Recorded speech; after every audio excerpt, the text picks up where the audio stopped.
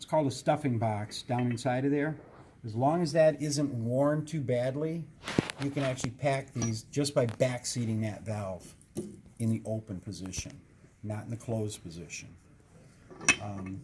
So you've got the follower, you've got the gland itself, and if you look down inside there, you can see those rings that he was talking about. And in that gasket box all the way down on the end, there's some things that look like corkscrews that are on springs. Those are the tools that he was talking about removing that packing out of there. If the packing still looks decent, and even if there's only one ring left, you can leave that piece down in there and cut some new ones.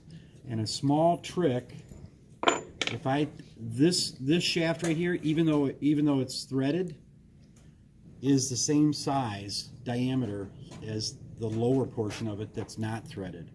So rather than try and wrap a piece of square cut around here, you know, I can't hardly get my hands in there. Wrap it around there. I can wrap it around the top here, cut it on an angle, and then I've got multiple pieces that I can pack down in there, slip the gland back down, and put the bolts back in.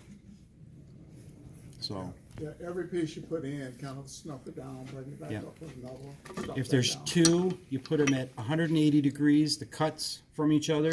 If there's four, you do each one at 12, 3, 6, and 9. So if it's 3, adjust it. We can't take all the old stuff out of there though before you. You can, or you can leave the old stuff in. If the old stuff still looks decent, maybe there's one ring left, leave it down in there and pack on top of it. Now, was this the ring under here? Because I don't see anything. It's right there. Okay, so whatever I'm looking at, that's the ring. That's it right there. That's that graphite Okay. square cut packing that's down in there. And that looks like either 1/4 or 5/16 square. Yeah, you can kind of feel it. It's kind of. Yeah. Yep, it's graphite. And the more you tighten down on that, when this tightens down, That's why this it's called gland, packing, right? Because it's packed. Yep. Yep. And it'll actually form a solid ring and a board. What this reads, if you pick it up and flip it open and look at it, you'll see a little pin. That pin fits into that little hole in the center. This adjusts back and forth to change the size of gasket that you're going to cut.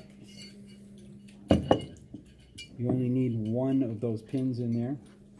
That's for another piece, but you should have a pin inside of there. Yeah, the short one or the long one. We only need the short one for what we're going to do. So we will cut like a. Is there enough paper down? Piece of paper. Try and straighten it out as best you can. This is pretty thin and pretty rotary. Okay, if we don't have paper, we get cardboard boxes and we cut on cardboard boxes. So, anybody got a ruler? I do have one. What you want to do is get a straight edge.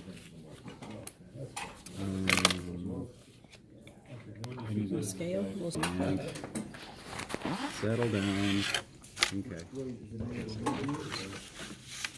So what you want to do is find the center of your piece. Okay? And then with that silver pencil that you don't have, draw from corner to corner. Okay? That'll tell you what the exact center is for that.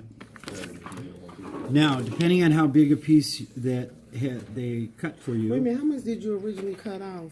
From doesn't that? matter. It doesn't I just got the rough idea of the square. Okay. So on one way I'm about 5.5, and on the other way I'm 6.5. So the biggest piece I can cut out of here is about a 5-inch gasket. Okay, so in my black book, if you'll grab your black book,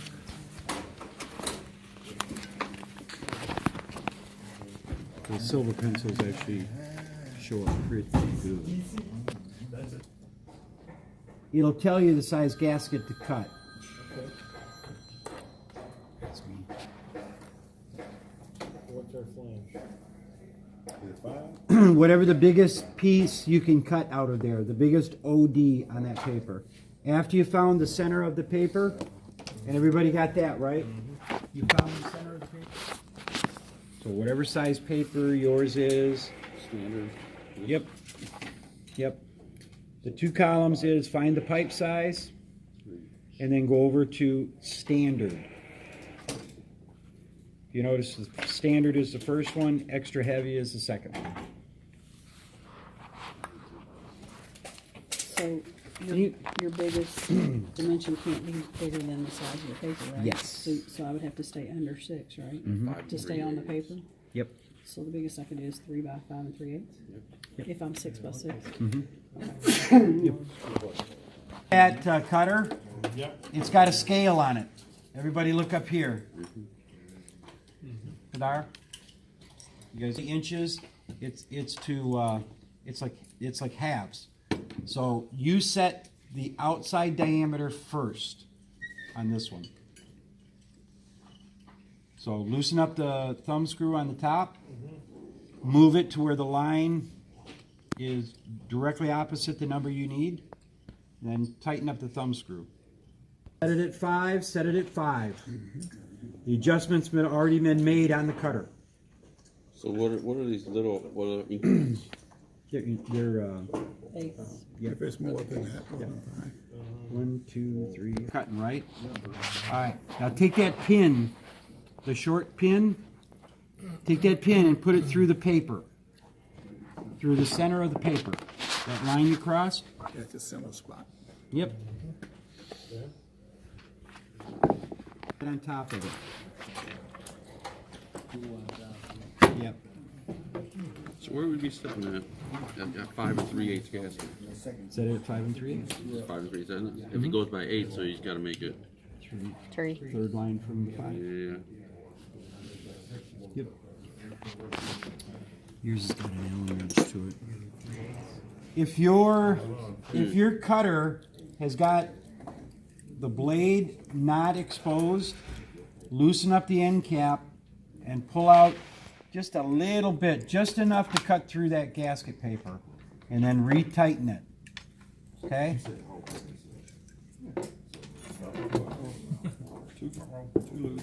Rock roll. Turning that blade into the paper. And all it takes is a real light pressure. It doesn't take a lot of force downward. Just pop it on the pin, let it rest, and then turn it. What you wind up with. Yep. If you put too much pressure on the wrong type of material, you'll actually ruin it. You'll cause the material to scoot. And those blades are pretty fragile too, they could break. Yeah, they're breaking. Getting right here now.